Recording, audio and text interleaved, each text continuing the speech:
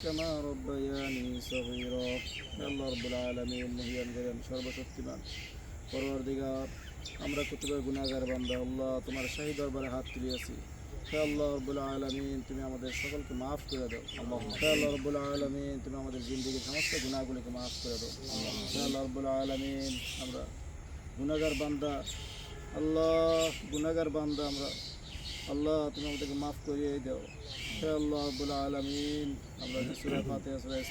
সূরা ইখলাস দরুদ ইস্তিগফার করেছি আল্লাহ তুমি এর সওয়াব কোটি কোটি গুণ বাড়াইয়া আকায় নামদার মদিনা আহমদ মুস্তাফা মুহাম্মদ মুস্তাফা সাল্লাল্লাহু আলাইহি ওয়াসাল্লাম রওজা মুবারকে পৌঁছে দাও হে আল্লাহ রাব্বুল আলামিন হযরত বাবা আদম আলাইহিস সালাম হইতে আজ পর্যন্ত যারা কবরবাসী হয়ে আছে জানি না কে কি অবস্থায় কোন জায়গায় আছে আল্লাহ তুমি সবাইকে তুমি মাফ করে দাও হে আল্লাহ রাব্বুল আলামিন এখানে আমরা অনেকে দাঁড়িয়েছি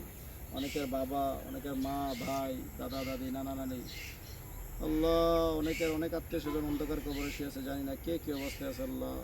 আল্লাহ তুমি সবার কবরকে তুমি জান্নাতুল ফেরদৌস বানায় দাও আল্লাহ রাব্বুল আলামিন বিশেষ করে এই কবরস্থানে যারা শুয়ে আছে আল্লাহ পাশে দাঁড়ায় আছে আমরা জানতেছি না বুঝতেছি না কার কবরে কী অবস্থায় আছে আল্লাহ তুমি যন্ত্র জানো তুমি সব কিছু জানো আল্লাহ তুমি সবার কবরকে তুমি জান্নাতের ফয়সালা করিয়া দাও হে আল্লাহ রাব্বুল আলামিন বিশেষ করে আল্লাহ রাজন শহীদ রাজন হে আল্লাহ সে একটা আন্দোলনের বৈষম্য ছাত্র আন্দোলনে আল্লাহ শহীদ হয়েছেন হে আল্লাহ তুমি তো ঘোষণা দিয়েছো আল্লাহ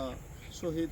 আল্লাহ শহীদরা নির্দোষ হে আল্লাহ শহীদদের বিনা হিসাবে জান্নাত আল্লাহ আল্লাহ তুমি তাকে মাফ করে বিনা হিসাবে জান্নাতের ফয়সালা করে দাও হে আল্লাহ রাব্বুল আলামিন তার কবরকে তুমি জান্নাতের উঁচু মাকাম দান করো হে আল্লাহ রাব্বুল আলামিন তার উসিলায় আল্লাহ